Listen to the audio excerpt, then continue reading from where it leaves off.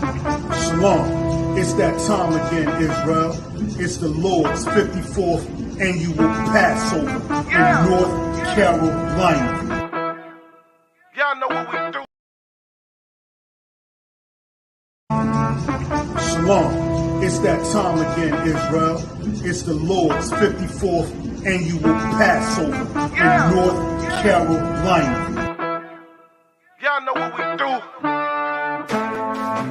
Y'all know what we came to do. Huh? The ISUPK, under Commandant General Yohana, will be hosting the Lord's 54th annual Passover in Raleigh, North Carolina at the Downtown Convention Center.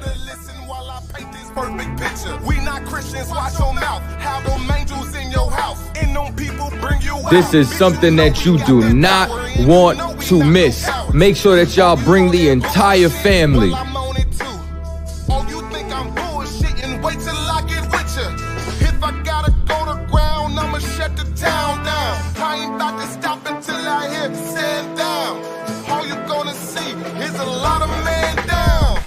The Downtown Raleigh Convention Center.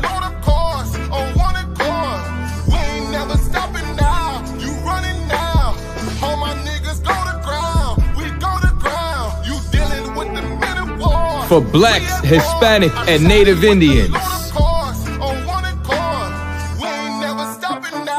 Go to isupk.com to purchase your tickets today. $200 per every adult over the age of 17 years old. We are not the same. No, we not related. I'm not stuck on living. Death is a vacation. My camp undefeated. You cannot debate it. You just want the clout.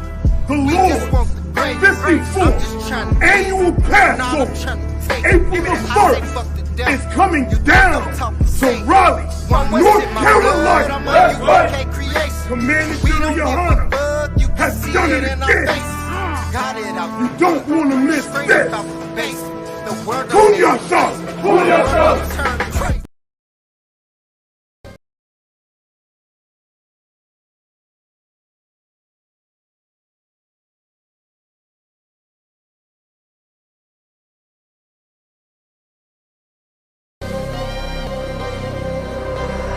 One Westboro.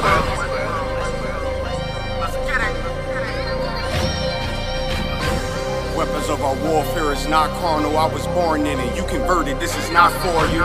Weapons of our warfare is not carnal, I was born in it. You converted, this is not for you. Handle lights and teddy bears, I'm trying to leave your block romantic. Flicking off the hip, I lead a scene, looking like I'm dancing. Ain't one Westworld, best believe we not gon' stand big titties on a drum. The stick figure looking outstanding. Rip his tie with the hands of the Lord, call that God tears. Send a spear right to the sky and watch his front tear. I'm that nigga cause I run with them niggas, so let's get that clear. Don't question who say I'm the GOAT, I tell them God did. Order to be the best, you gotta beat the best. To me that's suicide. Of course I sound cocky to a glizzy eater, fuck your pride. Don't need a horoscope to see I'm a star, so fuck your sign. You can believe in anything you want, but as for me and mine, God mode. I am what I am, so let's just keep in mind. Don't wanna be like yeah, Kyrie, they wanna be like I. She said she lost until she found me, and then she found a tribe, and then I make a bout face until she called me out of wine. The weapons of our warfare is not carnal, I was born in it. You converted, this is not for you. Leave an imprint of my legacy with a spot for it. No way you can endure to the end if you not loyal.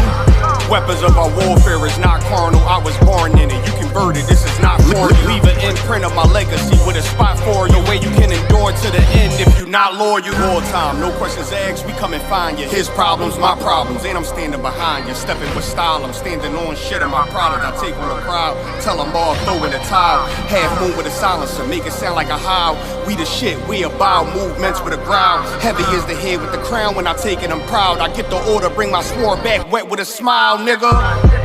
I'm an Israelite rapper, nigga. Would never hit his wife, but I'll go at you. I make commitments to a gun if I'm talking about a tantrums. Nigga said he a stand-up dude, that mean we laughing, nigga. Jumped on the beat, start snapping, you leaving fractures. Red and green bean, I'm Gucci, you thinking fashion. Dad go shoot for the green, and I ain't talking St. Patrick. You screaming all lives, I'm screaming all guns matter. Keep it biblical, talking in parables, cause it matter. If I say bring Jake up, I'm talking about a ladder. He was the wave till I came with the fire, no John the Baptist. Who cared you did it first? You should be worried about who after. I'm connected in any habitat, shit I adapted. Nose job on a brand new snub is all plastic. That's why I show up the court with jeans on, I'm never slacking. You a rapper turned Israelite, I'm an Israelite rapping. Weapons of our warfare is not carnal, I was born in it. You converted, this is not for you. Leave an imprint of my legacy with a spot for you. No way you can endure to the end if you not loyal. Weapons of our warfare is not carnal, I was born in it. You converted, this is not for you. Leave an imprint of my legacy with a spot for you. No way you can endure to the end if you not loyal. All time, no questions asked, we come and find you. His problem's my problem. Stepping with style, I'm standing on shit on my product. I take my pride, tell them all, throw in the towel. Throw in the towel. Heavy as the head with the crown, when I take it, I'm proud. I get the water, bring my sport back, quick with a smile, nigga.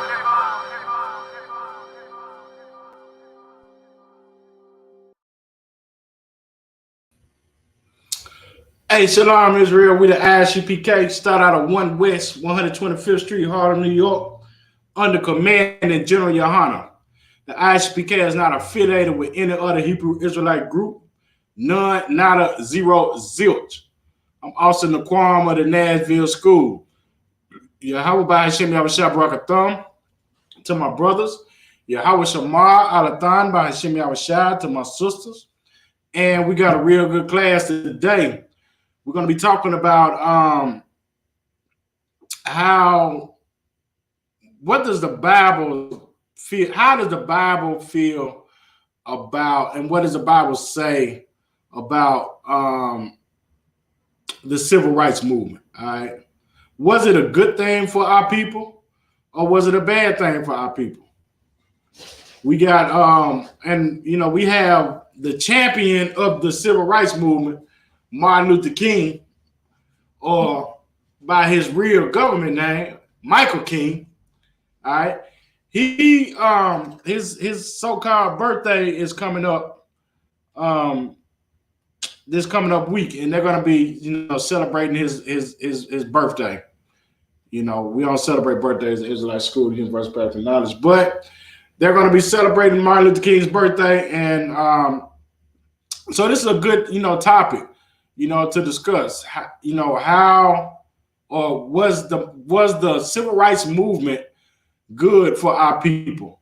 All right, a lot of people, including myself, all right, before I came into the knowledge of the truth, right, I didn't know really in reality what the civil rights movement was. All right, I heard civil rights movement, I understood I understood what they were doing, but I never really just looked up what is civil rights. I never just looked that up to find out what it really was. Of course, once you come into the truth, we have to study.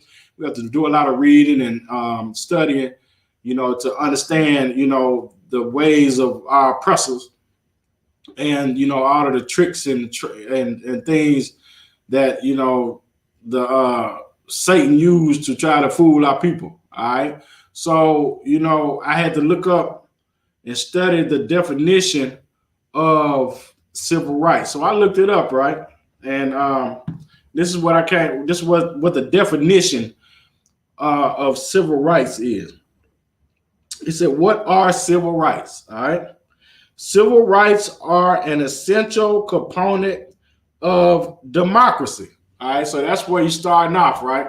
Civil rights has everything to do with democracy. That's why during the civil rights movement, and today, it is so big when they're talking about civil rights, they're usually, a lot of times, it's talking about voting. All right. And the church, the so-called church, they have married themselves into the state. How it used to be a separation of government, of state and religious, church and state.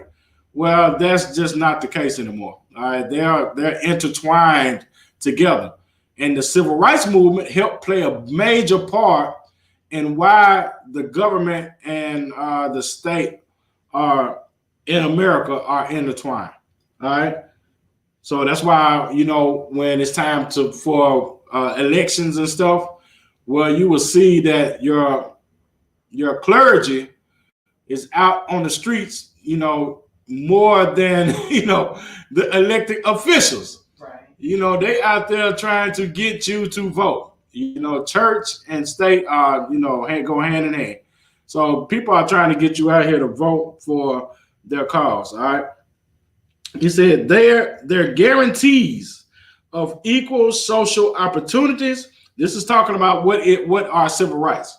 Civil rights are guarantees of equal social opportunities and protection under the law, regardless of race, regardless of religion, or other characteristics. So it's saying that these are guarantees of equality for social opportunities. So that means that, you know, like government programs and stuff like that, well, we are able to get those same government programs, you know, as everyone else. All right. There was a time where blacks couldn't get social opportunities the way that, you know, whites were getting social opportunities. Right. All right. So by them passing laws for blacks to have those same opportunities as whites do, you know, that's part of civil rights. All right. He said, and you're protected under the law, means that the law would guarantee that you will be able to, you know, get food stamps, and that you'll be able to get, you know, be a part of the GI Bill, or be a part, you know, and it doesn't matter that you're black or whatever color or ethnicity you are, that you will be able to get these government opportunities the same way as everyone else. All right. And it says examples are the rights to vote, a right to a fair trial, rights to government services, and to a public education. So these are some of the things that the civil rights movement was about. That, you know, we wanted to have public education the same way as whites have public education. So that's why we our people were marching to go to white schools. All right. And they were also fighting to get government services. All right. So those government services that our people fought for selection.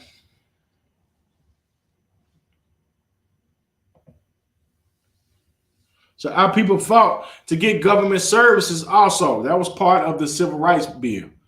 All right. And fair trial. So, I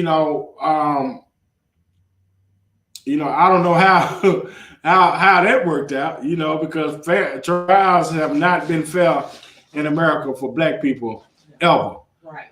So this is not, that is a clear failure of and we'll get into all of that, but that was a clear failure of the civil rights movement, all right, for us to have fair trials. And also, when you look at the disparities, the numbers, if you look at the numbers of how many of our people are in prison, how many blacks, Hispanics, and Native Americans are in prison, and how many whites are in prison, in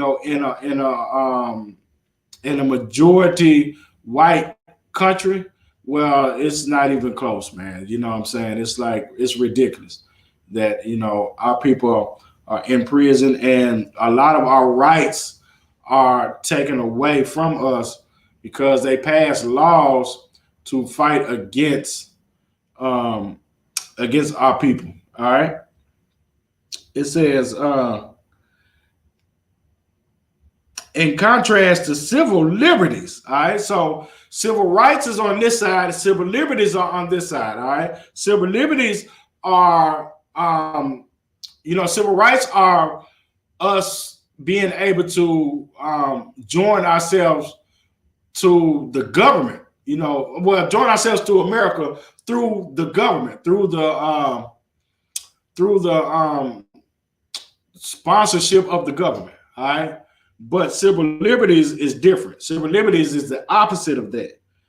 It said, in contrast to civil liberties, which are freedom secured by placing restraints on government. So civil liberties are in place to stop the government from pushing their agenda. All right. So like you might have, like say for instance, you might have Republicans, and Democrats, right? Republicans and Democrats. Democrats push government, government programs, government assistance, government, and that's why a lot of Black people have now chosen to follow the Democrats, because the Democrats are always pushing something that the government is going to be involved in. And so the government jumps in and helps Black people with, whatever issues that they have in America. All right. But civil liberties is the opposite. It's, it's the people helping themselves and not using the government to help them with all of the, things that are going on within their community. They try to keep the government out of it. All right. That's civil liberties. He said they're secured by placing restraints on the government. Civil rights are secured by positive government action, often in a form of legislation. So that's why, your pastor is in the streets, telling you to vote or die, because they're trying to get, legislation passed, that benefits them. And, they will tell you that it's going to benefit you, but at the end of the day, it never does. It never benefits our people, and that's just the truth of the matter. There's been times that our people have used the government, for certain things to help us, but the majority of the time, it comes at a cost. All right, the government's help comes at a cost. And this is what a lot of our people have yet to understand, that, if we can, try to do things in America without the help of the government, then, give me some things that we have used in, that the government helps us with. Just give me some things. And if you're in the chat, you can type them in the chat too. Give me some things that the government helps our people with.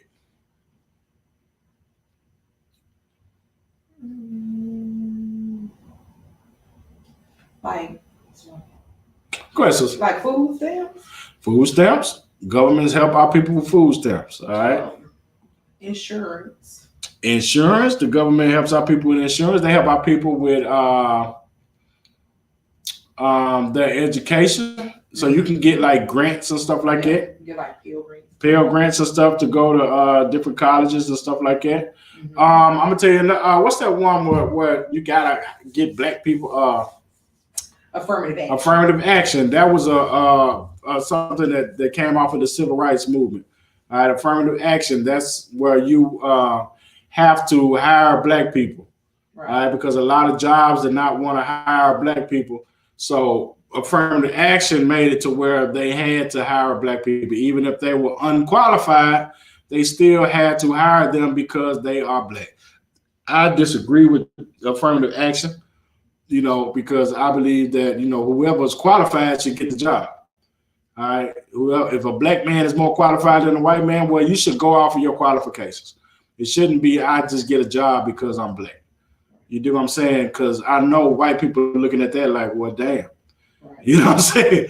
Well, I just handing them jobs. I got way more experience than them, but it was a way to get our people through the door to try to, and on the surface, it sounds like a great idea. You know what I'm saying? For our people, it sounds like a great idea. Well, we get an opportunity to be in positions that we have never been in before. You dig what I'm saying? But like I said, anytime the government is helping, it's at a cost. What was the cost that we had to pay by getting in corporate America, or getting in, you know, and working jobs, you know, outside of our community? All right, because a lot of those jobs, like I said, they weren't jobs that were in our community. They were jobs we was leaving our community to go work for, you know, the oppressor in their communities. All right. So what was the cost? What did we have to pay for that? Go ahead, Susan.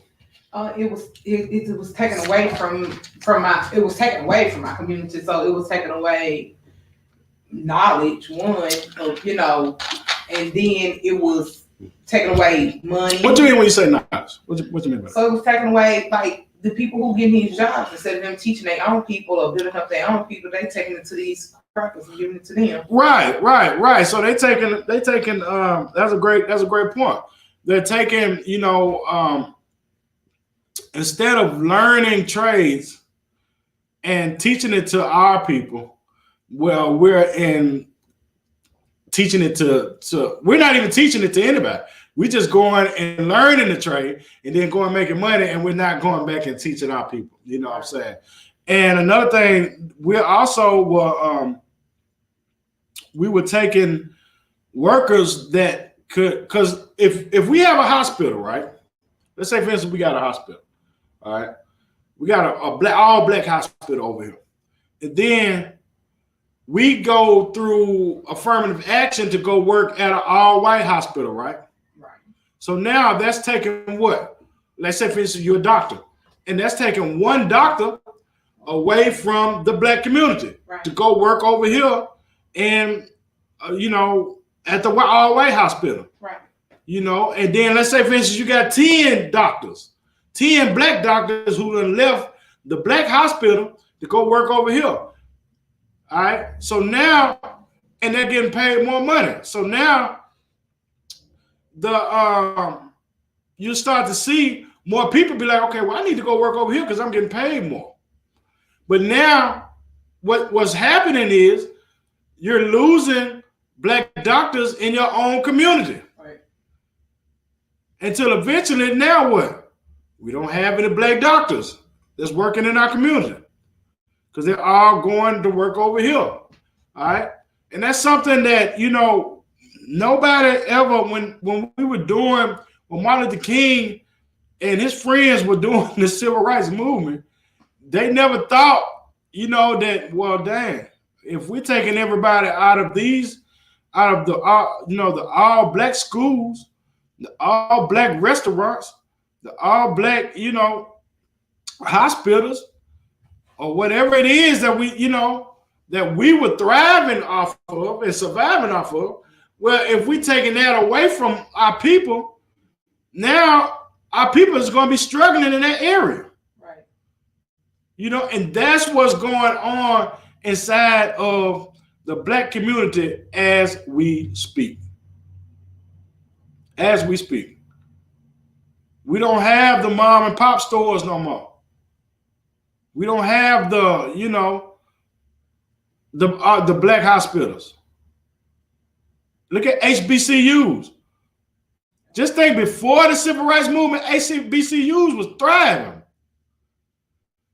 They were thriving, and then slowly they started to lose momentum. I think their peak was at like in the 80s or something. That was like the peak. And then it just started going down. Because more of the students weren't going to black colleges, historically black colleges anymore. They were going to, you know, the white colleges.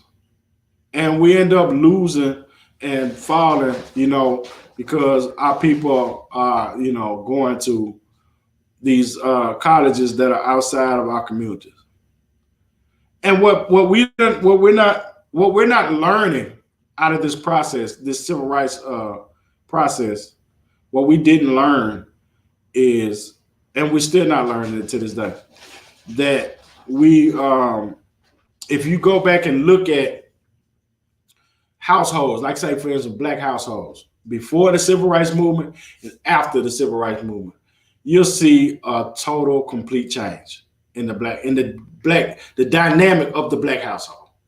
You see a total change. You see where the men are being moved out of the household, because one of the reasons why is, like we was just reading, the government programs that were given to our people for, you know, during the civil rights movement. All right. So during the civil rights movement, you get these government programs. Like I said, it's at a cost. Yep. All right. So one of the costs was, we're going to give you food stamps. We're going to give you, you know, a government assistance. But guess what? You can't have no man in that house. Right. So now we're choosing food over family. Yeah.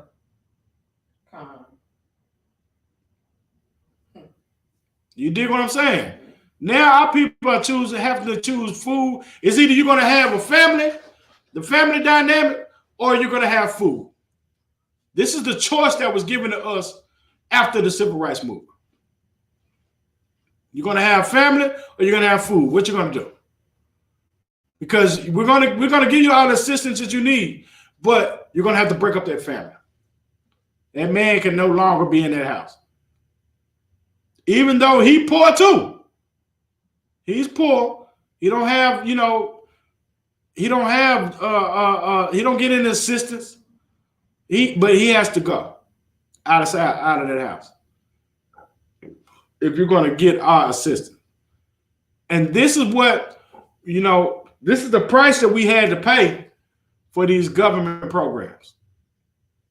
This is the price that you have to pay for civil rights.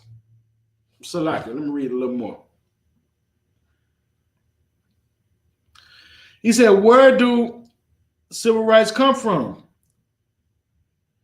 He said, unlike human rights or natural rights, in which people acquire rights inherently, perhaps from nature, civil rights must be given and guaranteed by the power of the state. So you have rights, right? Everybody has a right to breathe. You know what I'm saying? You got a right to drink water. You know, these are natural rights that we have. You know, you have a right to be a man, right to be a woman. You know, these are natural rights that we have, you know, a right to think a certain way, a right to speak a certain way, you know. But you also have civil rights that are given to you by the government. And that's what, so now these rights, now if the government is giving you rights, so now you can only have to, you are only able to do things the way that the government tell you to do it. Now you become a slave to the government. You're not free anymore. You don't have freedom to do what you want to do. You don't have freedom to, you know, be who you want to be. The government tells you who you're going to be. The government tells you what you're going to do. And you have to work around the parameters of the rules that the government give you. So it's no longer freedom anymore. Like I was just saying, you can't have a man in your household if they're giving you government assistance. That's part of the things that you lose.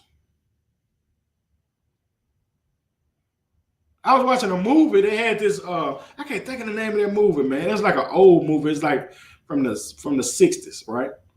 60s. I think it might have been from the late 60s, early 70s, right? So there's a woman.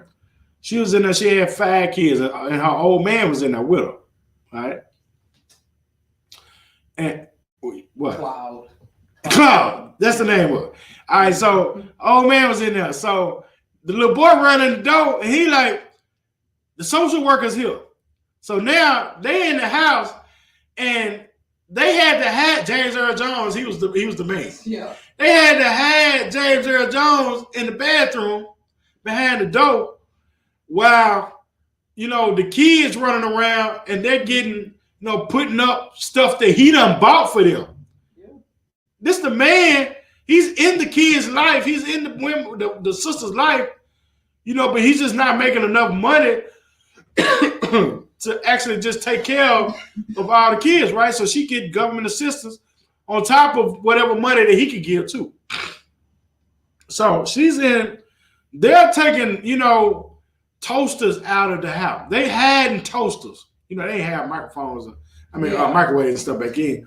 But they had toasters and TVs and radios. They in there hiding this stuff because they don't want her to see, you know, that they're actually, you know, living. Yeah. The government wants you to be absolutely broke and be in total compliance and dependence on them. So if they see, you know, what the hell you got a big TV for? How you get a 27-inch TV? You know, what you doing with a 27-inch TV? They still do that to this day. They still come over here. Get Section 8. Right. If you get Section 8, you will have a social worker who comes to your house and snoops around your house and will sit outside and spy on your house to make sure ain't no man living in that house. And if they come in there, they better not see no leather couches, and they better not see no, you know, big screen TVs. You dig what I'm saying? You better have no 65-inch in there. You did. And this is what this is the truth, man. You know, it comes with a cost to be, you know, in America, to, you know, have the government in your business. And that's what civil rights was about. Putting the government inside of your business. The government, you think that the government is your friend. Most people who vote Democrat. Now, you might hear me talking about Democrats and Republicans, you know, especially Democrats, because our people vote Democrat. The majority of our people vote Democrat, right? I'm against the Democrats and the Republicans. So I don't want you thinking that I'm siding with either one of them. I'm not. But our people they blindly vote for, you know, the Democrats because they're the ones who giving them the government assistance. They're the ones who are assuring them that they can stay on, you know, Section 8 and pay $35 a month in their house. You know, have a house and pay $35 a month. And get all these government assistance and government programs and stuff like that. But all of them, every last one of them, come with a cost. It's not free. It's not, you know, you don't have any freedom like you think you have. All right. And our people have been bamboozled by the government. The government is not for black people. You know what I'm saying? Those laws that were made against black people were made by the government. They still have laws that are, you know, on the books. It's still, the 13th Amendment is still on the books. You know what I'm saying? It's not, you know, it ain't went nowhere. You know, it's still on the books. There's a lot of laws that are still on the books. You know, the 3-strike law. Yeah, the government voted that in. The people voted it in, and it's on the books. The 3-strike laws locked millions of our people up. Joe Biden was the architect of it. You know, so when you think about the civil rights movement, Social Security checks, disability checks. That's right, disability check, Medicare, Medicaid. All of these things are, you know, things that we are dependent on by our oppressor. These are crumbs that they give us that we depend on. You know, and it's causing our people to not. What is it causing our people to do? I want to see if you can get it. All of these checks and the government, you know, what is it causing our people to do in America?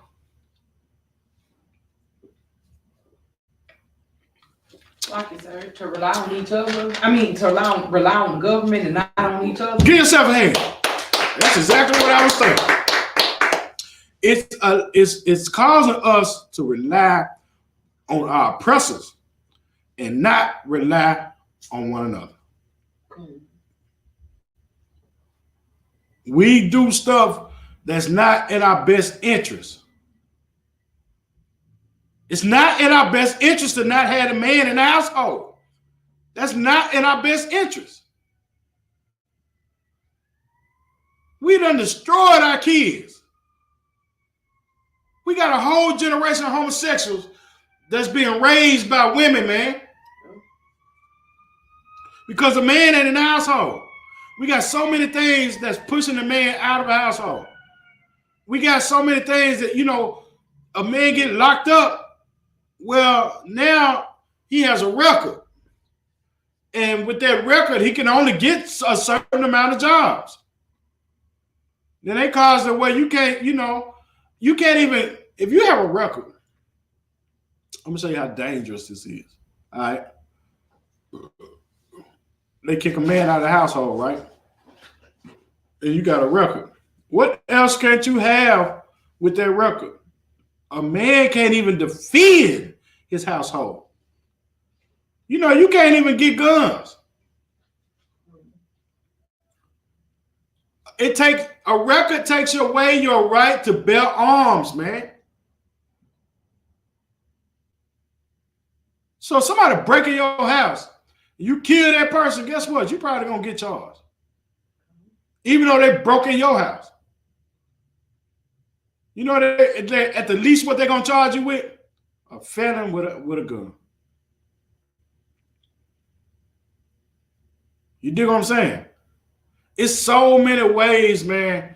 You know, it comes with, you know, these it comes with a lot of tricks and things, man, for when a brother is living in America, man. A black man living in America comes with a whole lot of heartache and pain. You know, and the civil rights, like I said, the civil rights movement, man, on the surface, you would think that it's helping our people, but in reality, it's crippling our people. Because it's causing our brothers and sisters not to get out and get their own. The majority of our people, man, we think of, you know, we don't wake up in the morning like, you know, a lot of our enemies, right? They wake up in the morning and think about how they can get paid, you know, on their own, doing their own business. You know, our people don't even look at that financial freedom.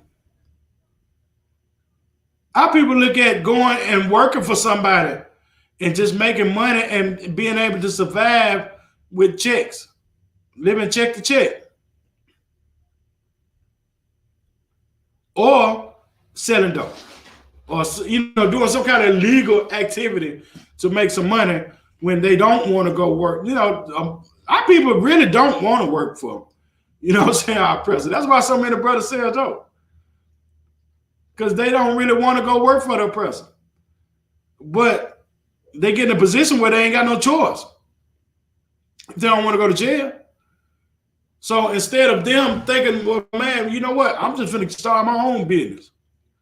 We just think of different ways to go, you know, try to, you know, work for our oppressors, man. And there's so much freedom, you know, in financial, you know, being able to work for yourself. Our ancestors understood that. But we've been, you know, we've been turned out, you know, and we just take the money. We just see the money and be like, you know, we're just going to take them. They dangle the money in our face, but we don't realize what comes with that, man. You got to go to work a job that you hate. Work a job that you see, you know, you hate the people at the job, but you got to go. And then you leave that job and go to another job and hate the people at that job. And hate that job. I know. I mean, it's a never-ending cycle when when you working for somebody else, but you keep on in your mind, you're not free. So you thinking, well, I got to go work for somebody. I got to go work for somebody. I got to go work for somebody. When you could be spending that time working for yourself. I remember I was watching this movie one time. I wish I can find the name of this movie, man. I got it this a long time ago, but I got it from the bootleg man on accident. You know how bootleg man, you get like 5 movies, he give you a price for all of them, right? So he work your deal. So he worked with deal. He threw this movie in, but this is one of the greatest movies I ever seen. I can't think of the name of it, but it was like a man, it was a slave movie though. And the man was working on a plantation, right? He was a slave. And he worked on a plantation. And he was getting, he was one of those troublemakers. You know how they had some troublemakers on the plantation? He was one of the dudes who really was freeing the man, but of course he was in chains. He was in slavery, so he had to work the slavery, but he still, in his mind, he was free. Because, he wasn't just a yes man every time master say something. He wasn't yes sir master. He wasn't no house nigga. He was a full-bred field nigga, right? So he would go out into the field and he would steal seeds. All right. Every day he'll steal like 2 seeds, 1 or 2 seeds every day. And he'll come back and he built him a little garden. All right. It was a little garden that he built, but didn't nobody know but him and a couple of people that was there. He built a little garden. And he would just plant the seeds in the garden. So the man told him, like, man, master gonna kill you, you know what I'm saying? He that you stealing his stuff. Of course, there's always one nigga like it that, it just had to work, in his mind, he couldn't even fathom taking nothing from master or doing nothing like it. You know what I'm saying? But the man he said something, man, that to this day is like probably one of the greatest things I ever heard in my entire life. And it motivates me. It motivated me to start my own business. He told that man, he said, I go out here and work for this man every single day, 18 hours a day. That's what he said. He said, surely I can work for myself the rest of them days, for the rest of them hours. So he said, I go work for master for 18 hours a day. Well, I know I can have that same energy for myself. I'm out in the field 18 hours a day for master. So I only leave, 6 more hours left. He said when he leave from working for master, he come and work for himself. He said, I keep that same energy every single day. He said, it's not a day go by that I don't work for myself. He said, if I can go work for him, I know I can come work for me. And of course, he was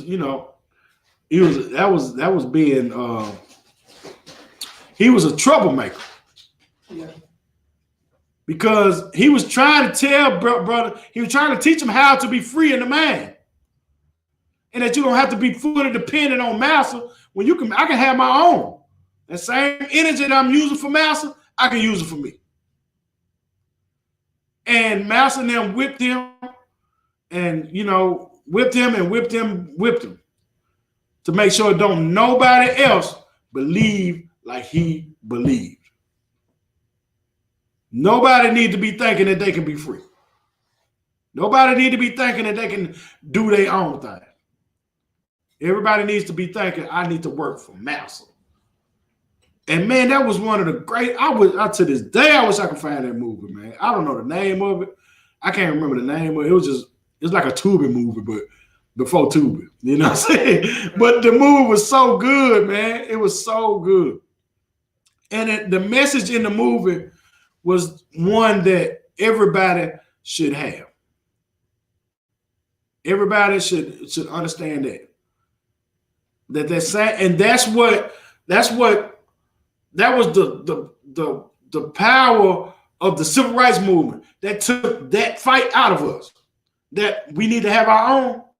That took that out of us. So now we depending on the oppressor to take care of us.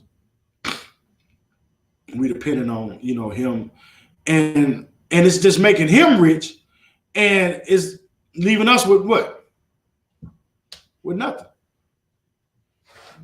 So now we're not even fighting back. Us being financially independent is us fighting back. Us being having brotherhood and sisterhood amongst one another, that's us fighting back. And you know what they're gonna call you? A troublemaker. When you're teaching people how to be free, you become a troublemaker. Your pastor is not a troublemaker. He is in total compliance with Master. He that dude who was asking and was saying that Master gonna get you if he catch you doing this. And guess who was the one who told him? It was that nigga. It was him. He the one who told Master that he built a garden and was working for himself. He the one told him. And there's a lot of people just like it who don't want our people to be free, who don't want to teach our people to, be independent. And we depend on the crumbs off of Master table. To this day. A lot of people don't even know that they're slaves. Harriet Tubman said, man, I could have freed 1,000 more people if they only knew that they were slaves. They didn't know that they were slaves. They was working on the plantation and was like, this is all we got. We happy. You know what I'm saying? Why would I leave for? Yeah, Master give me 2 apples when, he get everybody else 1. He give me 2 apples. What the hell I'm leaving for? He loved me. And we don't even understand, we have no clue that we are still in bondage. The civil rights movement didn't release us from bondage. You going to work for Whitey didn't release you from bondage. You know how we get released from bondage? I'm going to read it to you. So like, go to Zephaniah 2:1. Book of Zephaniah, chapter 2, verse 1.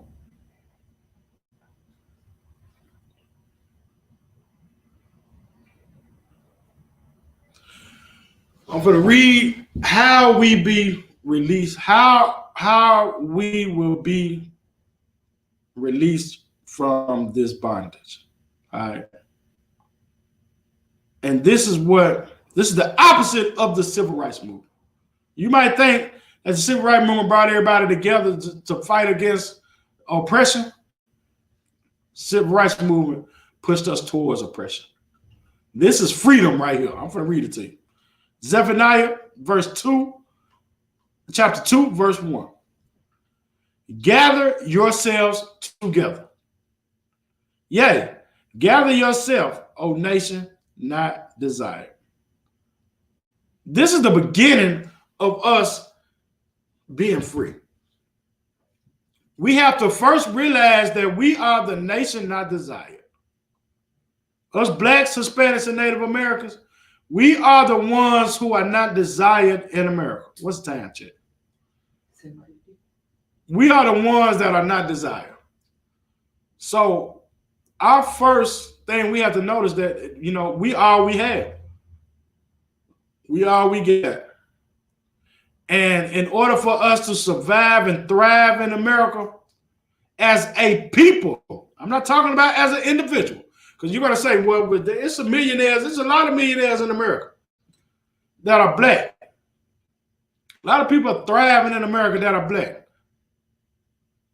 As a people, they're not in the majority. They're the minority. The majority of our people are not thriving. And we're not gathered together.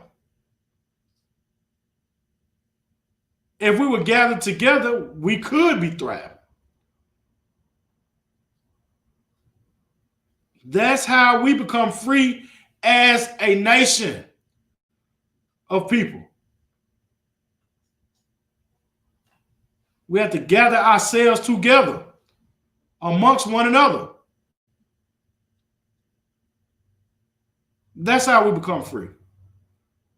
That's freedom. It's like I always say this. I always say this. We was at camp, right? And I was talking to this white man, right? He was a cool white man too. John.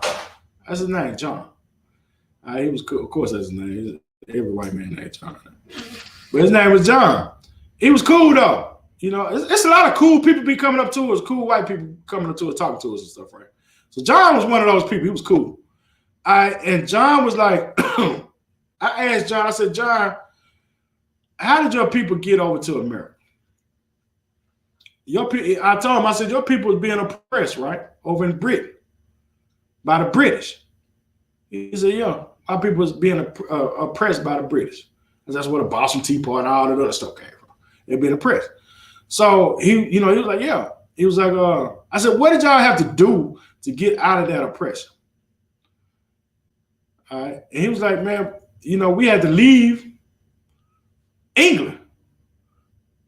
And that's when they came over here. You know what I'm saying? Like, we had to leave the people who was oppressing us. We had to get away from them. That's how they got over here. And he's like, and the people who was oppressing us followed us over here at war with us. You know what I'm saying? Because they didn't want to leave, stop. They didn't want us to leave, and they didn't want us to, start our own, have our own. He said, and that's how we end up being in a war with them. That's how you got the Revolutionary War. It was because the people who was oppressing them followed them and wanted to have war with them because they was trying to leave and they didn't want to be taxed and oppressed anymore. All right. So I told John, I said, man, now you hear the story that you just told me. Why are y'all 10 times as hard as the British was on you to us? I said, it seemed like you would understand what we going through if you went through it. But you are 10 times as worse as the British was on you to us. And y'all act like y'all don't understand why we want to be free. And every time that we get free or try to get free, here y'all come raising war. Burning down our neighborhoods. Burning down our stores. You do what I'm saying? Doing all of these things when we want to be free too, John. And John he stopped, man, and was just listening to it. It messed him up that I put a mirror in front of him. And he was like, well, man, he was like, man, you know what? He was like, man, I thought y'all was just over here preaching hate. This is what John said. He said, I heard a lot of hate, and I thought y'all was just preaching hate. He said, but now I see that y'all just mad. He said, y'all not really preaching hate. Once I just stopped and started listening to what y'all saying. He said, y'all really just mad because you being oppressed. I said, no, John, wouldn't you be mad if you being oppressed? He said, I would be mad. I would be mad too. He said, I got a whole different outlook on y'all now because I really thought y'all was just over here, hating us without cause. until I put the mirror in front of him. And now he understood that, well, y'all not really just hating with our car. Y'all hating the same reason why we was hating. We was mad at the British. We went to war with them. He was like, only thing y'all ain't went to war with us. He's like, but we actually went to war with them to be free. I said, John, we at war with y'all every day. We've been at war with y'all for 400 years. We just been losing. Y'all been winning. And now it done got to the point to where now we don't even look at y'all as the enemy no more. We look at ourselves as the enemy. I said, man, you know, and John, it just messed him up. But that was a great day. And if you're gonna ISBK Channel new YouTube page, you can see that video too. Also, you know, it's on there. It's a shameless plug. You can go in there and see that video. You know what I'm saying? It's a plug. But yeah, it's like it's real, man. It's real. We not gathered ourselves. We didn't gather ourselves together and be able to fight the war. We too busy, you know, being on the oppressor side, and we can't help one another when we're helping him. We're not gathering ourselves together, and that's what's hurting us, man. In the long run, that is destroying us as a people. Us not helping, gathering ourselves together. So like,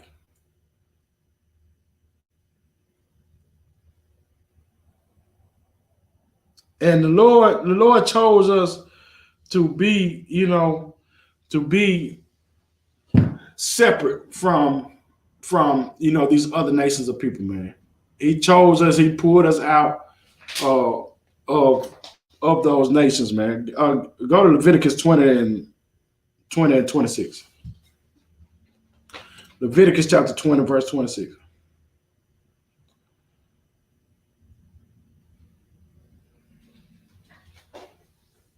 Clipboard help. We've built this. So like Leviticus chapter 20, verse 26. He said, and ye shall be holy unto me. This is what the Most High told the Israelites. He said, you shall be holy unto me. For I, the Lord, am holy, and have severed you from other people, that ye shall be mine. And that's what we have to understand, man, that we're not like everybody else. We think that we can go and, you know, just be amongst these other nations of people and be like them. Martin Luther King was covenant, you know, the oppressor, man. Martin Luther King was not a good thing for our people. I know I'm speaking something that's, you know, unpopular, but we have, what, 50, when was Martin Luther King die? He died in the 60s. We got like almost 60 years of evidence. You know, you look back in hindsight, and we got 60 years of evidence, man, to prove that, you know, our people separating themselves from one another was not a good idea. Because with the so-called gains that we have, look at all of the losses. Look at all of the losses. It outweighs the gains. Households destroyed. Brothers strung out on drugs. Sisters out here whoring. Homosexuality running rampant. Murder. Disease. Just think of all of this stuff that, you know, we are, you know, ranked like number one in. That we wasn't ranked number one in before the civil rights.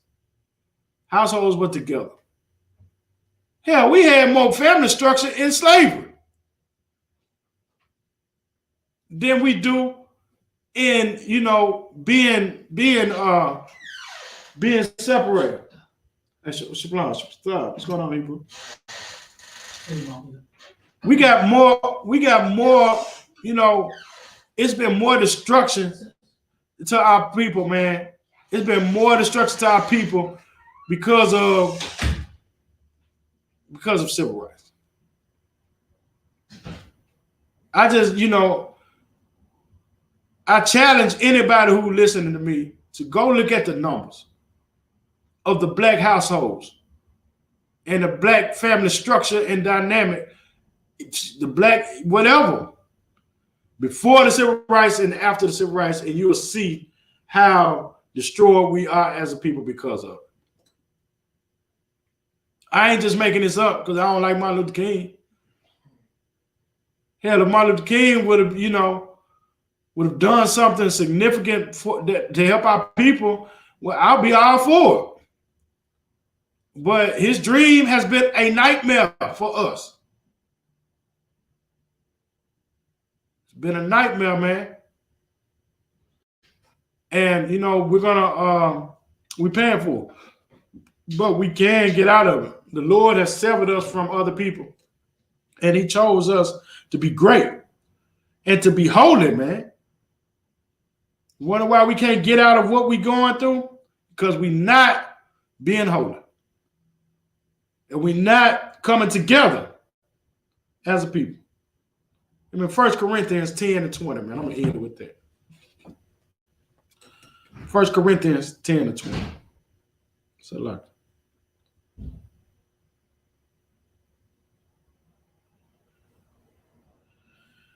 1 Corinthians chapter 10, verse 20.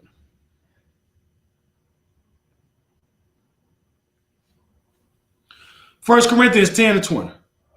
He said, but I say unto you that the things which the Gentiles sacrifice, they sacrifice to devils and not to God. And I would not that ye should have fellowship with devils.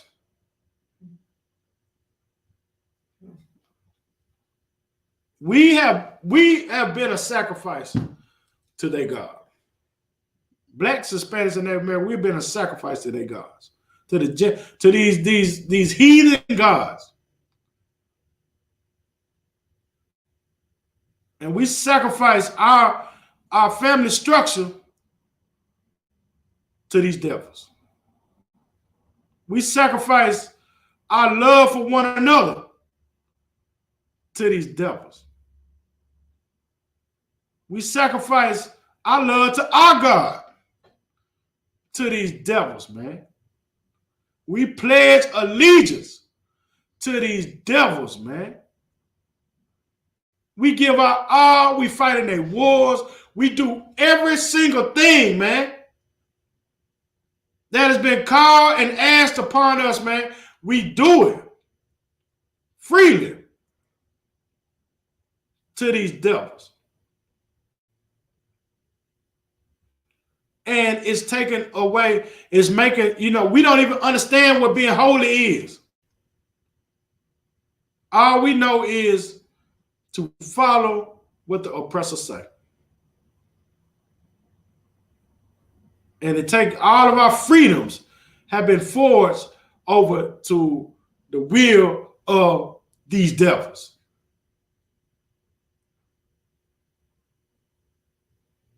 And I know it might sound a little harsh, man. For somebody who ain't never, heard the UPK speak. It might sound a little harsh. But we got a hard-headed people. And they need to hear these words real harsh. Because they're not going to understand it no other way.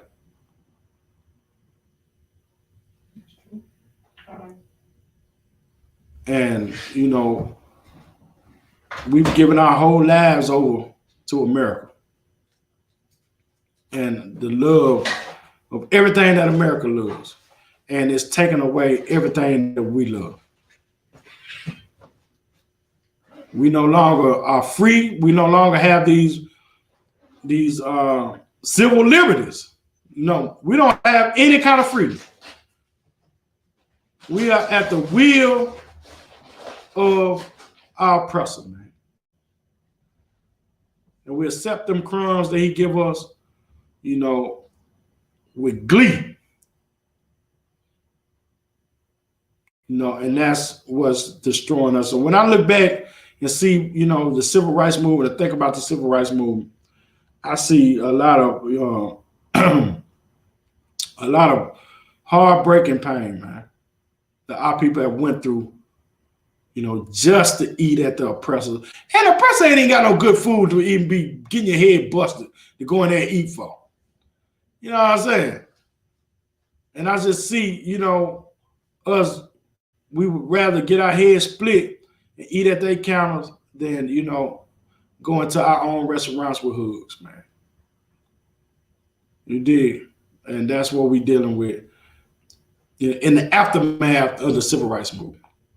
We don't have those stores no more. We don't have those businesses. We don't have, you know, the things that we had as a people. We no longer have those no more because we're giving it all and giving our all over to our oppressors. Y'all got any more questions? You got any questions? If not, we the Israelite School of Universal Practical Knowledge, started out of 1 West, 125th Street, Harlem, New York, under Commander General Yohana. I'm also the Quam of the Nashville School, and that's my time. Shalom.